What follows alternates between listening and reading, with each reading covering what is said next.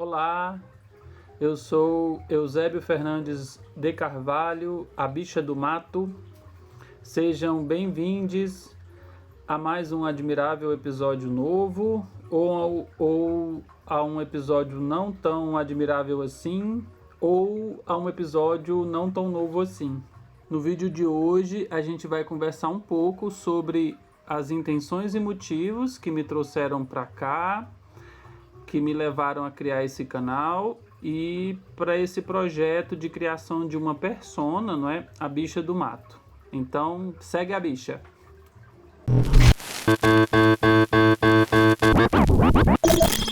You gotta know the truth, because the truth will set you free. Bom, carta de motivos do canal. O primeiro e o mais importante é ser feliz.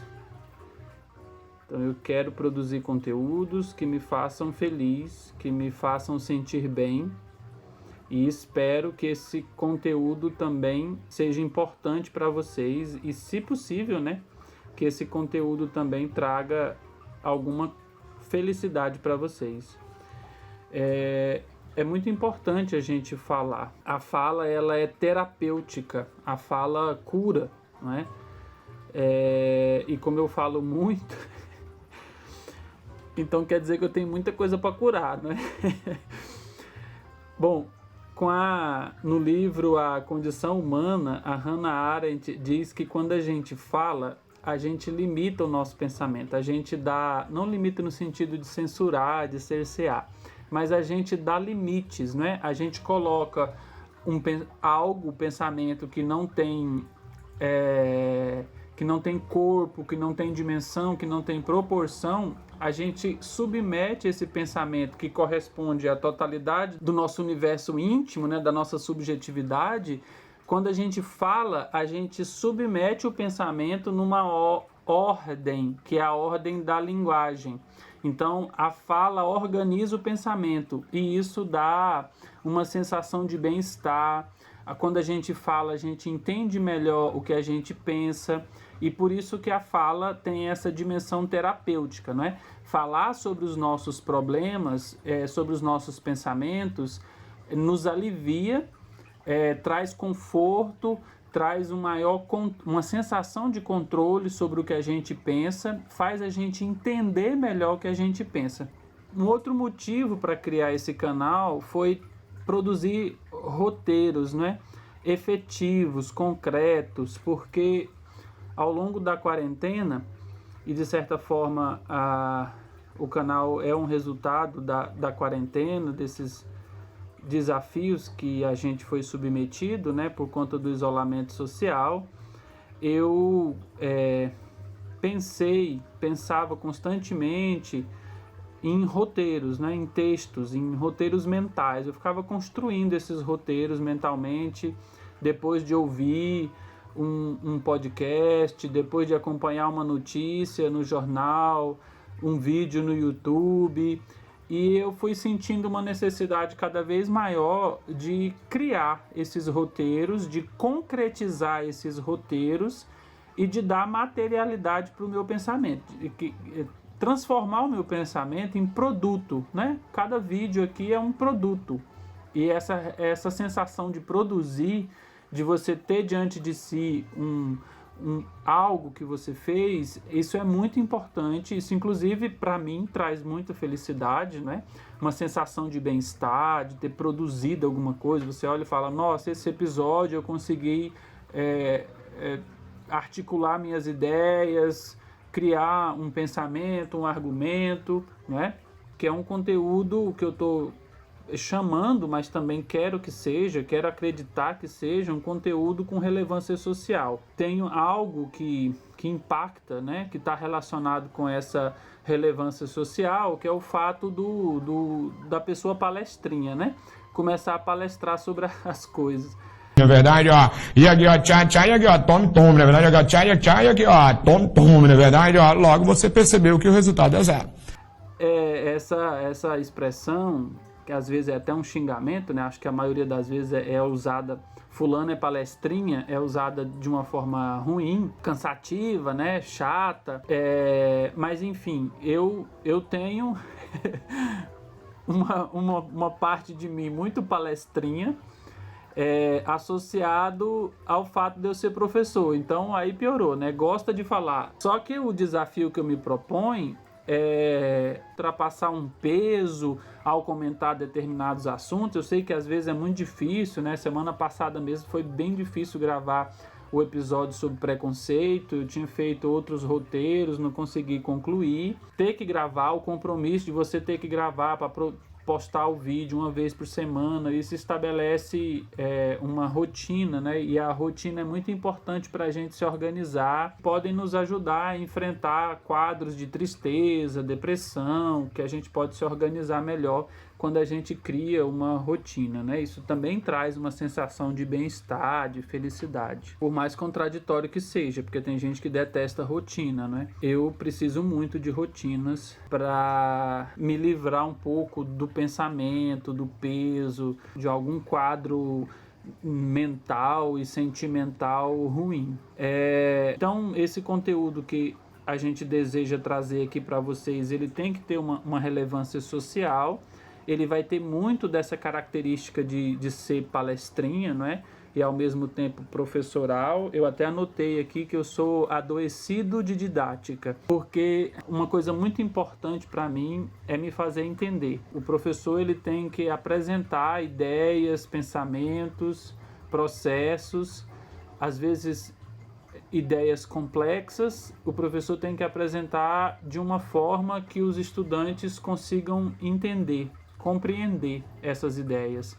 Então, esse exercício de me fazer entender, ele vem muito do meu ofício de professor. E muitas vezes eu percebo que eu estou exagerando nessa vontade de explicar, nessa intenção de explicar as coisas, e passa do limite, né?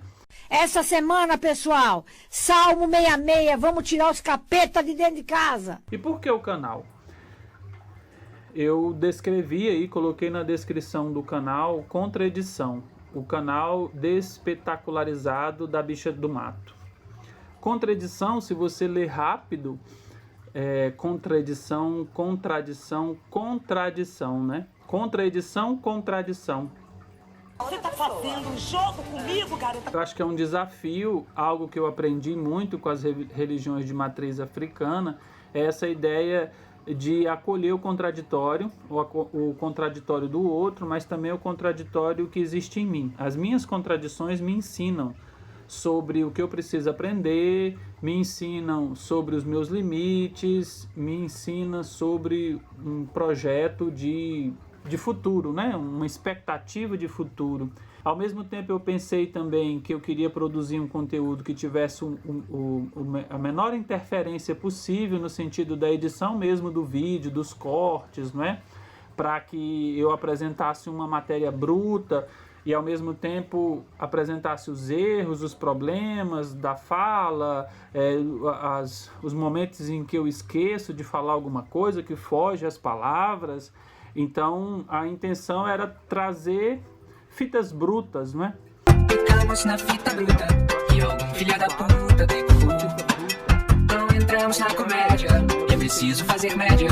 O maldito diretor dispensaram. Fita é uma gíria antiga, né? Uma palavra que faz referência a vídeo. Na época na década de 80, estava relacionada ao VHS, né? A fita VHS. O fato de ser fita bruta já mostra uma despetacularização, né? O espetáculo, a sociedade do espetáculo uma reflexão feita pelo Guy Debord para pensar uma das principais características da sociedade do século XX, que nós herdamos no século XXI, que seria a sociedade do espetáculo.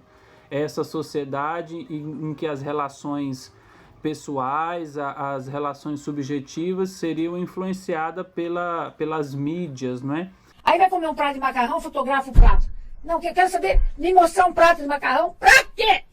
E então essa sociedade do espetáculo, ela olha para si, ela se conhece por meio do celular, da televisão, da câmera, do jornal, do filme, da novela, da música, da indústria cultural, do sucesso.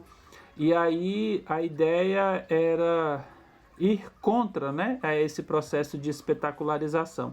Mas eu sei também que é algo muito difícil de ser realizado, principalmente porque não faz sentido eu produzir um conteúdo que vocês não gostem, que não seja acessado, que não seja consumido. Então, se por acaso o conteúdo for produzido de forma totalmente underground, né, despetacularizado ou longe desses padrões estabelecidos, isso vai impactar também no consumo desse conteúdo. Se bem que isso para esse canal e para mim não é um objetivo, não é um problema. Então a gente não está se apresentando aqui, eu não estou aqui no canal com o objetivo de atrair muita gente, de fazer sucesso, de ser popular. É óbvio que o leonino que existe em mim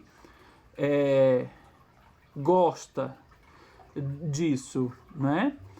Mas o leonino tem que ser controlado para limitar essa vontade da aprovação popular, porque quando a gente se submete muito à aprovação popular, a gente deixa de se apresentar, deixa de defender as nossas ideias, nossos posicionamentos, em troca de ter o apoio do outro, né? Então, um outro objetivo também do canal é ocupar os espaços, mas que esse conteúdo aqui que vocês vão ter acesso seja também um conteúdo que estimule o desenvolvimento de um pensamento crítico. E ao fazer isso, eu sei que é uma crença racionalista, muito iluminista, mas que ao desenvolver esse pensamento crítico, a gente possa combater as opressões existentes na nossa sociedade, fazer o combate a essas opressões de maneira articulada, né? Por exemplo, o conceito de interseccionalidade mostra que o combate à violência e às opressões tem que ser feito de maneira interseccionada, plurivocal, feita a partir de a gente tem que enxergar as violências a partir de várias perspectivas, né? Estabelecendo várias relações. Eu entendo também que a gente está vivendo um momento de disputa de narrativa muito severo, né? Na verdade, muito mais que uma disputa de narrativa, uma guerra de narrativas, não é? Em que se produz mentira para defender determinados valores. A realidade ela é feita, a realidade para nós, seres humanos, né? A realidade nossa não é só material. Ela não é só metal, não é só plástico, não é só parede. A nossa realidade tem uma dimensão simbólica, uma dimensão cultural, uma dimensão de sentido, não é? E, sobretudo, o sentido é construído por meio da linguagem. Então, quando a gente produz conteúdo, quando a gente fala, a gente também está criando essa realidade.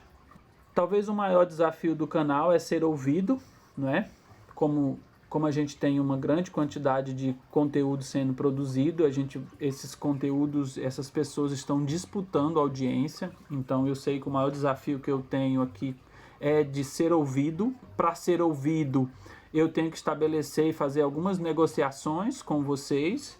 Não vou fazer todas, não vou fazer todas essas negociações, porque como eu disse antes, a intenção aqui não é receber aprovação popular, pelo contrário, né? É apresentar algumas ideias, alguns pressupostos, alguns argumentos que desenvolvam o pensamento crítico.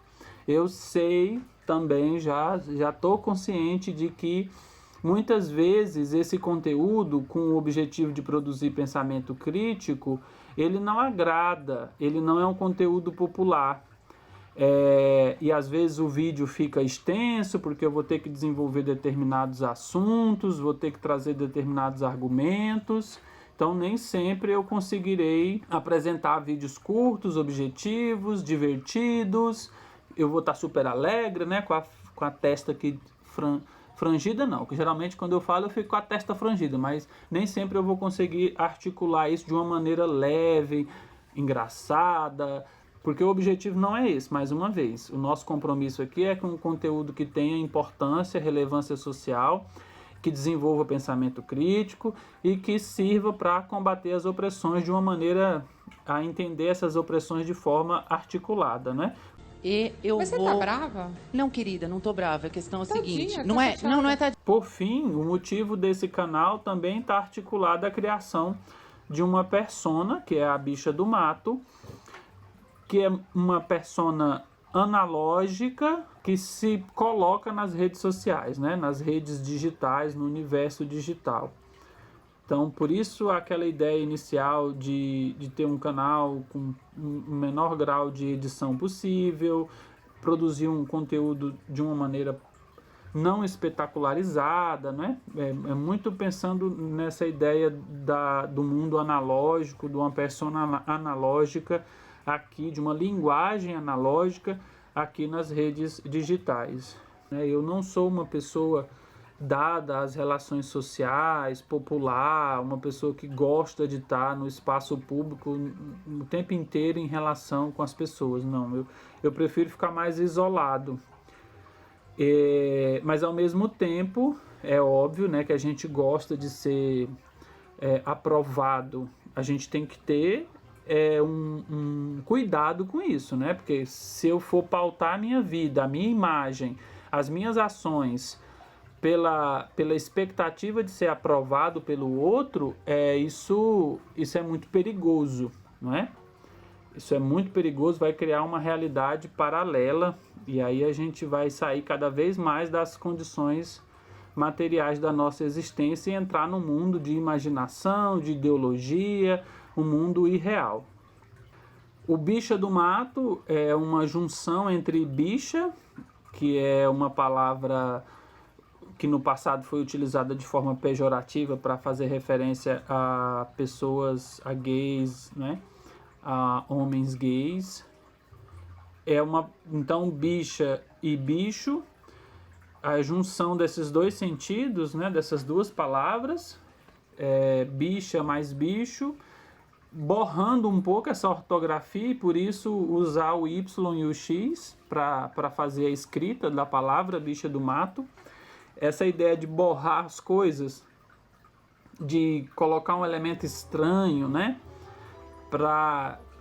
É algo que é muito importante para mim, que a gente traz dos estudos queers, né? Então, se eu tivesse total autonomia para me criar, eu seria uma pessoa queer, né? O queer é o Q do LGBTQIA+, tá? Esse Q aí diz respeito, portanto, a uma maneira de ser e estar no mundo, né? Que em inglês usa-se a palavra queer para fazer referência a essa maneira de ser e de estar, que tem a ver com a identidade sexual, mas não só isso, né? Então, redigir a palavra bicha com Y e com X é um pouco subverter essa ortografia e trazer um sentido de estranhamento para essa palavra. Eu sou um homem cisgênero, socialmente eu sou lido como branco, apesar de ter uma ancestralidade indígena. Eu sou gay no meu desejo e nos meus afetos sexuais, né? Então, o meu desejo, meu afeto sexual, ele se orienta a outra pessoa do mesmo sexo que o meu. Eu sou uma pessoa, sou um homem, né? Sou um gay do sertão, sou um sertanejo. Eu nasci no norte de Goiás, mas fui criado no sul do Tocantins, que na época ainda era Goiás. Depois passei a minha infância e parte da minha adolescência no interior do Maranhão. E enquanto eu estava lá no Maranhão, eu também morei 1 ano no Amapá. Então eu sou um sertanejo cosmopolita. É um sertanejo que tem a experiência de diferentes sertões. Eu sou professor, essa é a minha atuação profissional, essa é a minha profissão, meu ganha-pão, não é? É com essa profissão que eu pago meus boletos. Desde muito cedo eu escolhi ser professor, porque a escola, para mim, ao mesmo tempo que ela era um lugar que eu era maltratado por ser uma criança viada, não é?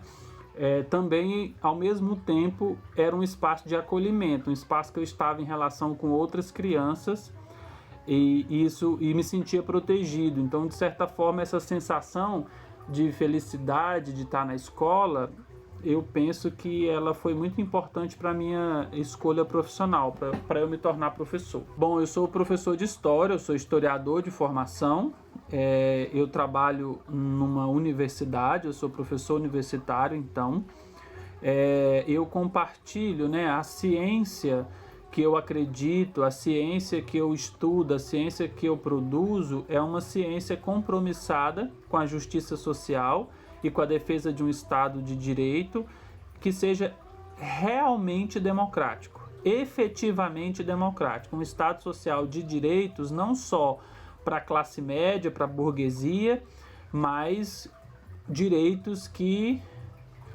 cubram a existência da totalidade das pessoas que compõem o Brasil, né, a sociedade brasileira. Eu sou uma pessoa devota. Alguns dias eu estou bem descrente, né? Outros dias eu estou desconfiado, mas eu procuro sempre me manter agradecido, mesmo nos momentos mais difíceis, nos dias mais difíceis.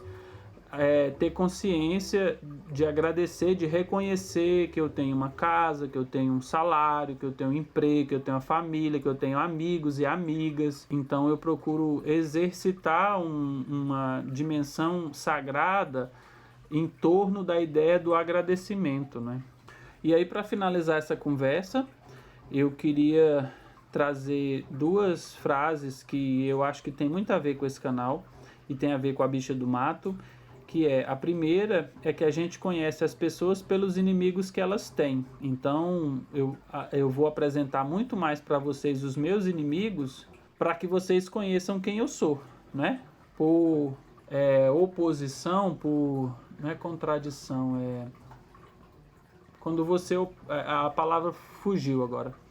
Mas que vocês me conheçam pelas coisas que eu não concordo, pelas práticas que eu não quero reproduzir, pelos pensamentos que eu não quero reproduzir e pelas pessoas que eu não quero me aproximar, que eu não quero me associar, não é?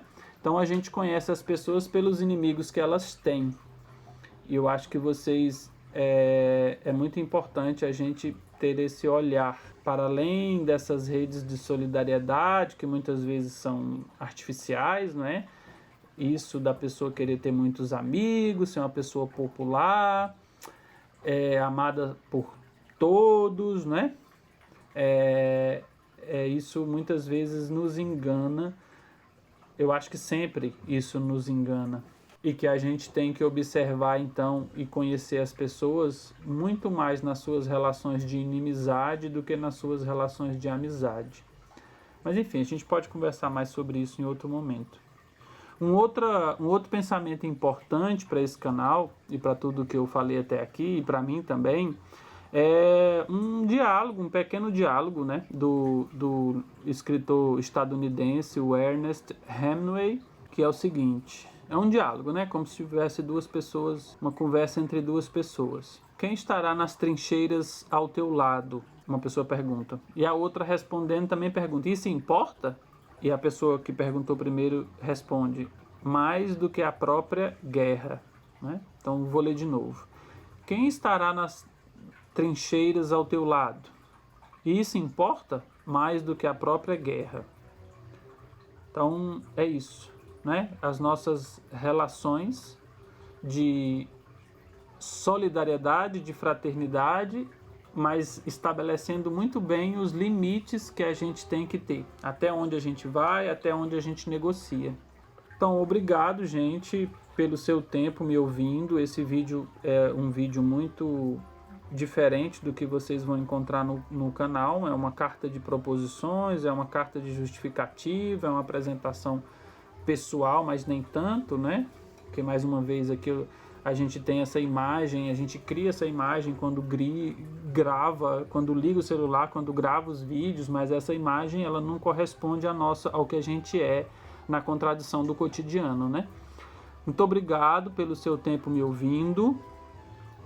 Se você quiser julgar o que eu falei, o YouTube te dá 2 opções. O joinha se você gostou, o painha se você não gostou, né? Fique à vontade para me julgar aí, então. Se você gostou do conteúdo, do canal, da proposta e quer estimular a criação de mais conteúdo, então eu peço que você se inscreva, que você compartilhe esse vídeo com seus colegas, casa inimiga. E se além de me julgar, se além de me apoiar, se vocês quiserem conversar, discutir, eu aguardo vocês nos comentários, né? Pra gente continuar essa conversa. E aí, para encerrar, eu fiz um poeminha e eu chamei de poeminha do like. Joinha se gostar, painha se não. Comenta para conversar e compartilha para fortalecer a criação.